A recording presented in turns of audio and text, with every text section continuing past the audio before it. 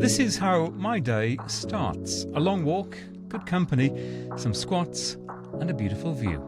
Hello again, welcome to the Live Long podcast, and the second part in our series with Sheba Carfagna and Nate Wilkins, exploring lifestyle interventions designed to make us stronger, more agile and vibrant as we grow older. This episode is all about squats as we move for life.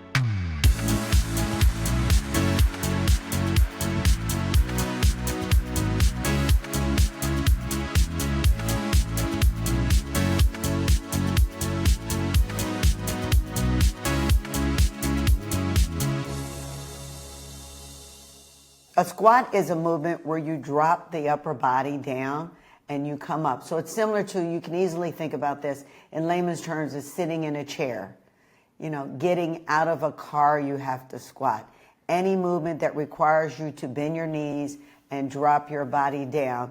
And there's levels of squats that we should talk about as well as we look at this, but it is the largest muscles in your body that you're working. And so you want to keep them very fluid. It's helpful for overall strength. Daily living. I mean, it's just activities of daily living. Right. Activities of daily living, getting up and down, picking something up off the floor. I mean, these are things that some people don't think about, but I think that's related to a squat. So a key component here is the understanding that really when we're squatting, we are just mimicking everyday activity. Mm-hmm. Activities of daily life, activities of daily living, which will help lead to independence, strength training, kind of this resilience that you can continue to move by yourself.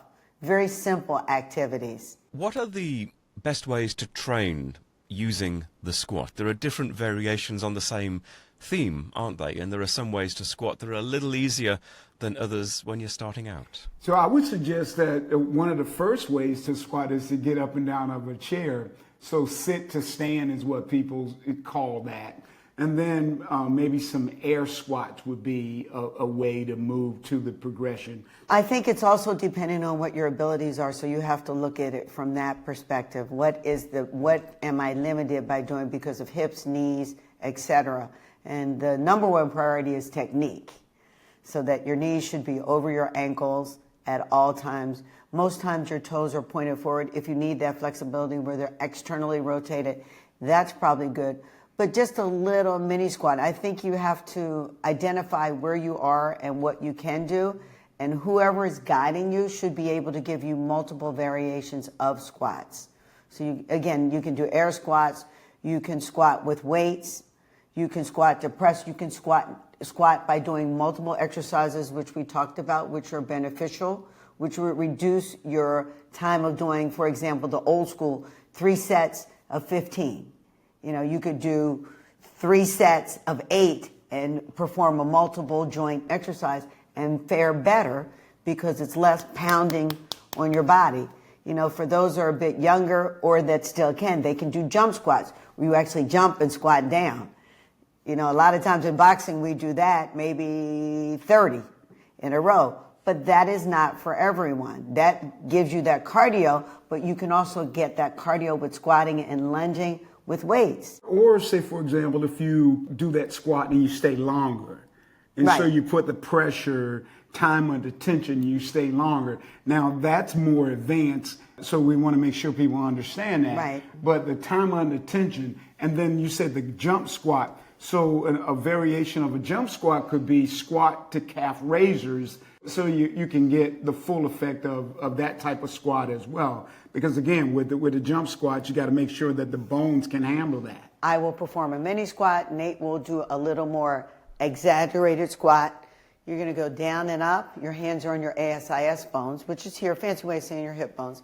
And you go down and up. If you have limited range of motion, you just want to do a mini squat, pushing back, making sure that your knees are over your ankles. A variation of that would be to go on your toes. Both of us can go on our toes. And you want to breathe deeply, inhale, exhale.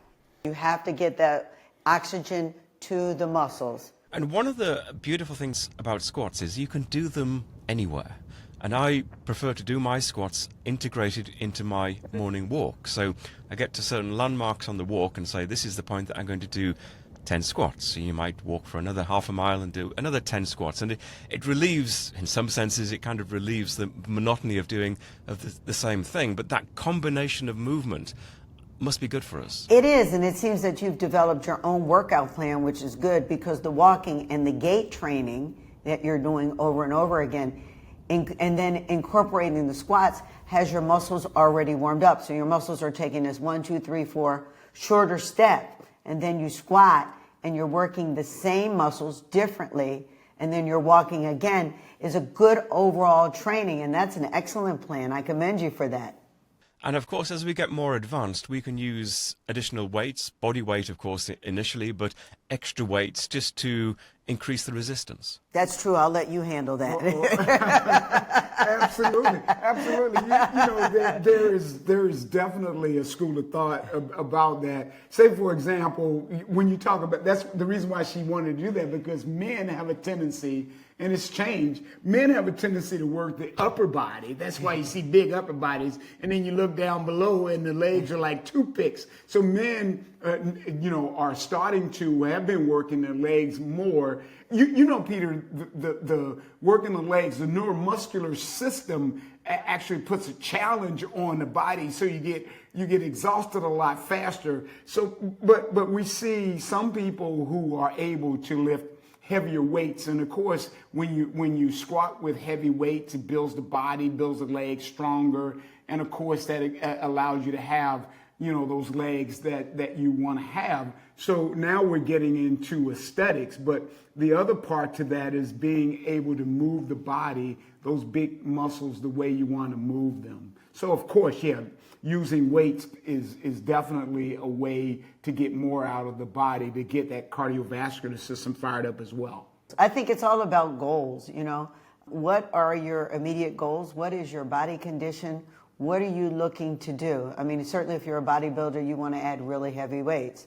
But if you're a senior that's 70 years old, that may not be the best thing, Just up and down squats may be good. And again, it's very dependent on your condition. If you have a hip replacement, knee replacement, all of those factors go into consideration. That's interesting that you bring that up.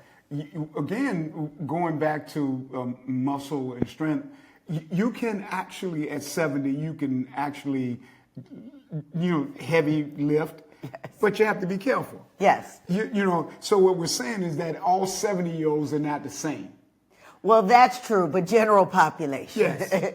General population. Again, consult with your doctor first. And one final thought on this. We were talking about legs here. You often hear people talking about going to the gym and having an arm day or a leg day. And we've really just talked about combining movements of different parts of the body.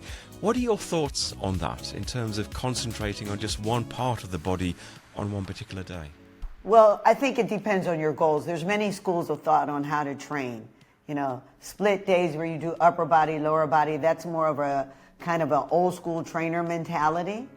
But I think for optimal aging, which is why we're here to talk about it, I think that total body movement is good. I mean, there's days where I do split training. If I'm injured, I'll work only my upper body. But I think it's important for optimal aging to work the whole body all of the time. I agree with that, but again, it goes back to, what are the goals and what are you trying to accomplish? The Live Long podcast is a HealthSpan Media production. I'm Peter Bowes. You can contact me through our website, livelongpodcast.com, where you'll also find show notes for this episode. This podcast is for informational, educational and entertainment purposes only. We do not offer medical advice. If you have health concerns of any kind, or you are considering adopting a new diet or exercise regime, you should first consult your doctor.